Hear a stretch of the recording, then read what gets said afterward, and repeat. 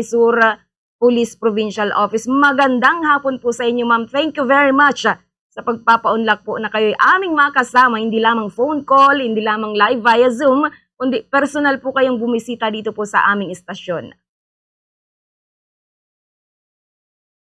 For this opportunity po na makapag-radio guest po dito sa inyong napakagandang programa at magandang hapon po sa lahat na nanonood ng inyong programa.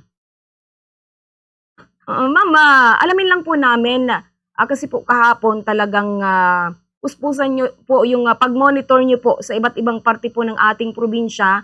Ano po yung mga naapektuhan po nito pong bagyong Ada? Any casualty po? May nai-rehistro po ba tayo diyang mga landslides or pagbaha? Hingin po namin yung details, ma'am.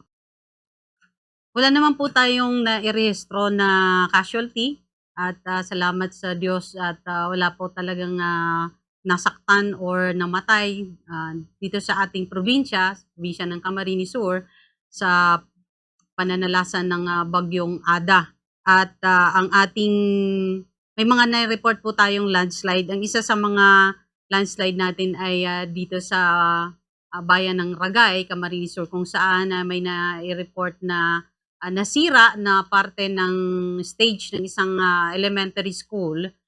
At ito lang po ang naiulat na damage sa mga structures and lalo na ito ay isang paaralan dahil lang nga po dito sa landslide. So natamaan ng ilang mga bato itong parte ng stage ng eskwelahan na to at yun lang po, nagkaroon lang ng konting damage po itong stage ng elementary school.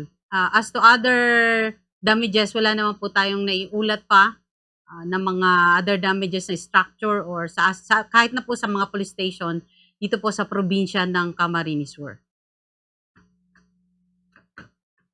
Mabuti naman po at walang na-record na any casualty dito po sa ating probinsya. And yung mga may binaha po ba tayong mga lugar, ma'am? Aside from dito po sa lungsod ng Naga, sa Kamsur po, meron po bang mga na-record na binahang mga lugar? Yes po, marami po tayong mga na-record din na binahang lugar. Pero sa ngayon ay nag-subside na ang lahat ng mga flooded areas.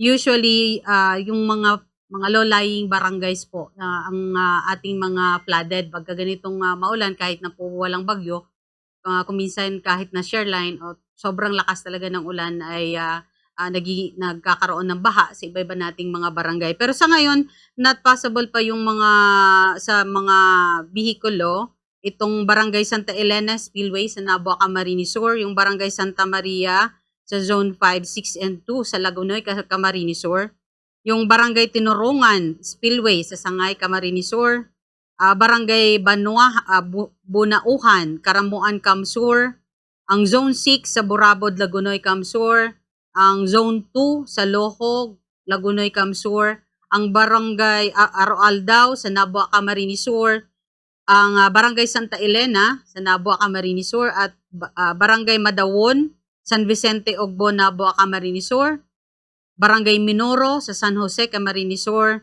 Barangay Anyog sa Sangay, Barangay Sitio Boncaco sa Kari Spillway sa Pili, Kamsur, Santo Niño Spillway sa Pili pa rin po, Penchumil Himaaw Spillway, Himaaw, Pili, Camarines Sur, at sa Ayagan Spillway, Baaw, Camarines Sur.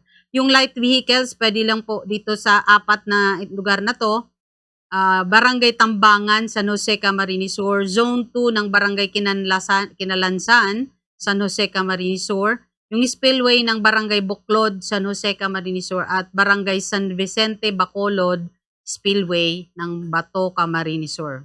Sa ngayon din po ay cancel din po ang flight ng dalawa ang naging nakansilang flight sa Naga Airport. Ito po yung Sebgo Incorporated at ang affected na passengers dito ay 73, ang incoming at sa outgoing ay 66 at yung Sebgo Incorporated din po at ito ay ang affected passengers naman ito, ang incoming ay 24, ang outgoing po ay 44.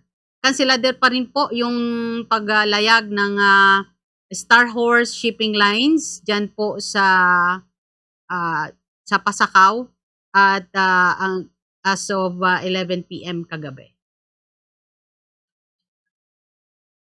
Alright, marami pa po pala ang hindi madaanan na pero yun lamang po yung mga mabababang mga lugar, yung mga spillways. So, malalim pa po yung tubig. So, yung mga dadaan na dun sa mga nabanggit niyo pong lugar, sana wag na pong dumiretso pa para kasi sayang po yung oras.